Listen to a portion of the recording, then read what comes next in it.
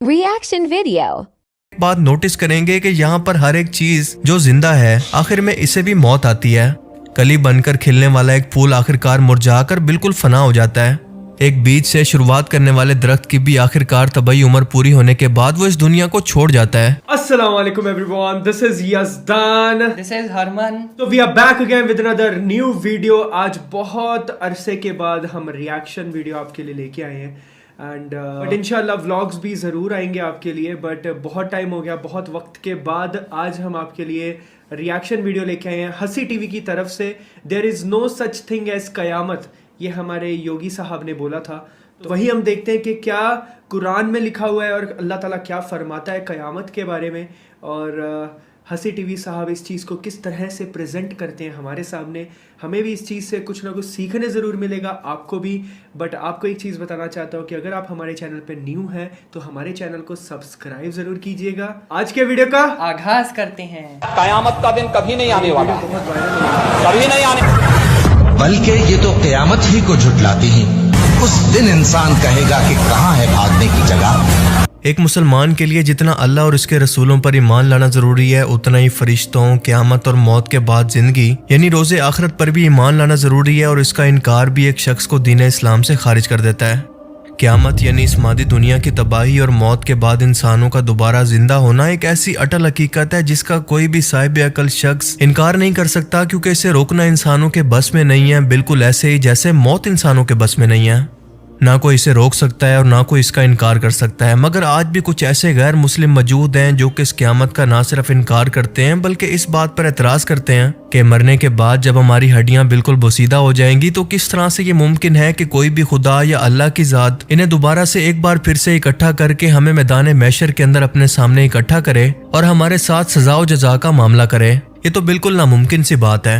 लेकिन ये कम अकल इस बात को भूल जाते हैं कि उसी अल्लाह ने इन्हें दुनिया के अंदर एक बेजान पानी के कतरे से पैदा किया, इनमें जान यानी रूह को फूंका और इसके बाद इनके लिए मौत रखी। जो अल्लाह की ज़ात इनको पहली मर्तबा पैदा कर सकती है, उसके लिए दोबारा से इनको मौत के बाद जिंदा करना कौन सा मुश्किल काम है। अगर हम इंसान अपनी तारीख का मुताला करें तो हमें अंदाजा होगा कि हम इंसान हर लम्हा क़यामत के हालात की तरफ मुसलसल बढ़ रहे हैं। जैसे एक बस अपनी मंजिल की तरफ मुसलसल बढ़ती चली जा रही है, मगर कुछ मुसाफिरों को तो इसका एहसास है और कुछ को मंजिल पर पहुंचकर यानी क़यामत के दिन को अपने सामने देखकर इसका एहसास और इसका यकीन होगा।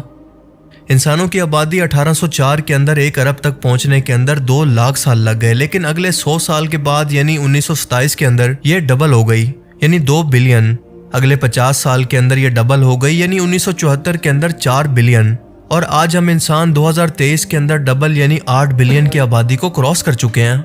इंसान मुसलसल बढ़ते जा रहे हैं और जगह मुसलसल कम पड़ रही है। वसाइल दुनिया के अंदर लिमिटेड होने की वजह से मुसलसल कम हो रहे हैं। हर रोज 828 मिलियन लोग यानी दुनिया की आबादी का 10% लोग सड़कों पर भूखा सोते हैं। दुनिया की आबादी का 30% सिर्फ 2 वक्त का खाना ही खा पाती है।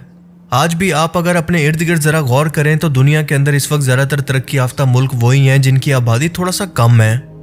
ये इंसानी आबादी हर लम्हा मल्टीप्लाई होकर एक खतरनाक हद तक इंसानों की आबादी को मुसलसल बढ़ा रही है, जिनमें से मौत से खत्म होने वाले लोग बहुत कम हैं और इस आबादी को बढ़ाने वाले लोग मुसलसल बहुत ज्यादा तादाद के अंदर दुनिया में इस वक्त भी मौजूद हैं।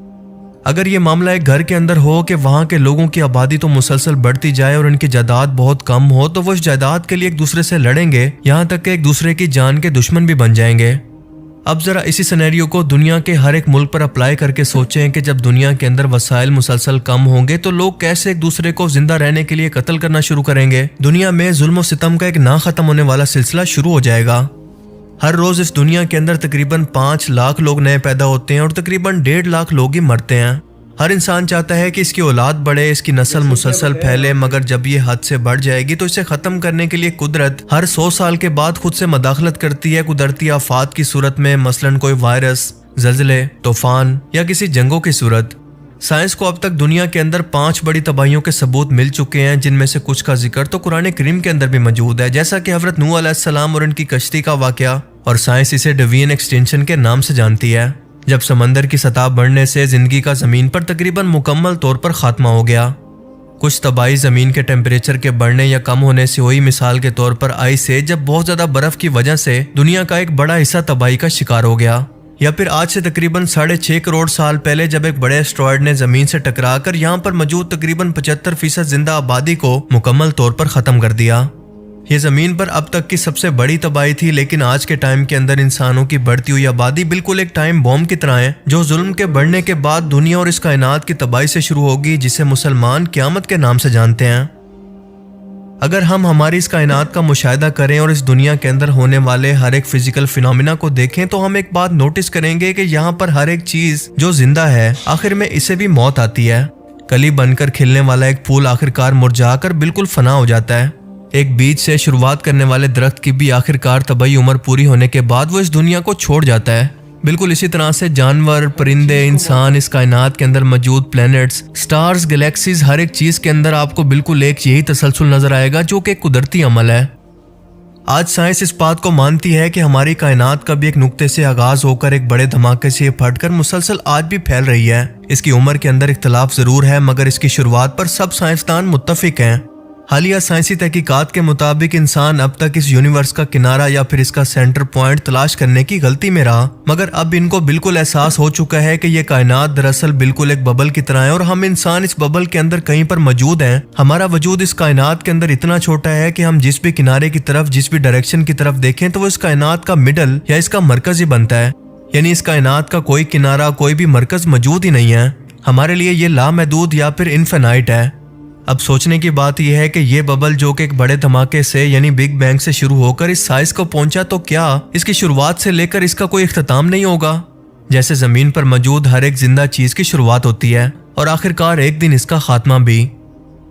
साइंसदान ये मानते हैं कि जैसे इस कायनात की शुरुआत हुई बिल्कुल वैसे ही इसका इख्तिताम भी होगा, यानी एक मखसूस टाइम पर फैलने के बाद ये वैसे ही इस नुक्ते में वापस चली जाएगी जहां से इसकी शुरुआत हुई। बिल्कुल एक गुब्बारे की तरह जिसे हवा से मुकम्मल तौर पर भरने के बाद इसमें से हवा को निकाल दिया जाए। जबकि दूसरी थ्योरी ये कहती है कि ये यूनिवर्स एक साइज तक बढ़ते बढ़ते इतना ज्यादा फैल जाएगी कि सूरज, चांद, सितारे सब एक दूसरे से टकरा टकरा कर क़यामत को कायम कर देंगे। और सबसे पहले इसकी वजह बनेगा हमारा सूरज, क्योंकि हमारे सूरज की भी एक तबाही उम्र है और इसे पूरा करने के बाद इसे भी मौत आनी है। जब इसका फ्यूल यानी कि हाइड्रोजन खत्म होगा तो ये अपना साइज बढ़ा बढ़ाकर एक बड़े धमाके से जमीन पर मौजूद जिंदगी को भी खत्म कर देगा। अपनी मौत से पहले ये अपना साइज इस कदर बढ़ा लेगा कि इसके आसपास मौजूद तमाम सियारे इसके वजूद में समाने से पहले मुकम्मल तौर पर तबाह हो जाएंगे। यानी साइंटिफिकली और लॉजिकली तौर पर भी क़यामत का इनकार किसी समझदार इंसान के लिए मुमकिन नहीं है। सिर्फ और सिर्फ मुतकब्बिर और जिद्दी शख्स इसका इनकार कर सकते हैं। अब अल्लाह पाक कुरान करीम के अंदर इस क़यामत के बारे में क्या फरमाते हैं, जरा गौर से सुने।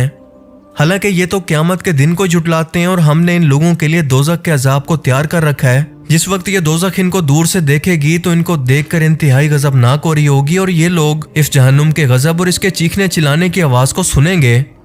फिर फरमाया कि मैं रोज़े क़यामत की कसम खाता हूँ और नफ्से लवामा की कि सब लोग क़यामत के दिन उठाकर एक बार फिर से खड़े किए जाएंगे। और क्या इंसान ये ख्याल करता है कि हम इसकी बिखरी हुई हड्डियों को इकट्ठा नहीं करेंगे? हम जरूर करेंगे और हम इस बात पर कादिर हैं कि इसकी पोर पोर को दुरुस्त करें। और इंसान चाहता है कि खुद सरी करता चला जाए, क्योंकि पूछता है कि क़यामत का दिन कब आएगा। कह दो कि जिस दिन आंखें चुंधिया जाएं, चांद गहना जाए, सूरज और चांद जमा कर दिए जाएं, उस दिन इंसान कहेगा कि आखिर कहाँ है भागने की जगह? कहीं भी नहीं। इसके बाद अल्लाह पाक सूरह हज के अंदर फरमाता है कि ए इंसान अपने रब से डर, क्योंकि क़यामत का ज़ल्ज़ला बहुत ही बुरी चीज़ होगा। इसके बाद अल्लाह ने कुरान पाक के अंदर कौम आद और समूद की मिसाल बयान करके इस बहस को ही ख़त्म कर दिया कि इन ताकतवर कौमों ने भी हमारे अजाब की तबाही को जुटलाया था, लिहाजा कौम समूद को एक बड़े धमाके से हलाक कर दिया गया और कौम आद को शदीद तूफानी आंधी से। और वो दिन भी आने वाला है जब एक सूर को फूंकने के बाद तमाम पहाड़ और ज़मीन को रेजा रेजा कर दिया जाएगा। यानी अल्लाह ताला ने यह वाज़े तौर पर फरमा दिया कि जब दुनिया की ताकतवर तरीन कौमें जिनके बस के अंदर इस अजाब को टालना नहीं था, तो आज का बेबस इंसान इस सूर को फूंकने के बाद की तबाही से इनकार और इससे बचने का दावा कैसे कर सकता है? ये कुदरती तबाही उस वक्त कौम आद और समूद के बस में भी नहीं थी और आज के इंसान के बस में भी नहीं है। आज का बेबस इंसान खुद को इस तबाही से बचाने का दावा कैसे कर सकता है? और ये भी कि ज़मीन और कायनात की आखिरी और छठी तबाही अनकरीब मुस्तकबिल में आने वाली है, जिसका हर लम्हा हमें उसी की तरफ लेकर जा रहा है। लेकिन अफसोस के इंसान आज भी बेखबर हैं। उन्होंने माजी की तबाहियों से कुछ नहीं सीखा, बल्कि अपनी कमज़ोर और नातवा इजादात के बलबूते पर वो मुतकब्बिर होकर इसका इनकार करते हैं, जो कि अल्लाह ताला को बिल्कुल भी पसंद नहीं है। अल्लाह ताला हमें समझने की और नेक अमल करने की तौफीक अता फरमाए। आमीन। आमीन।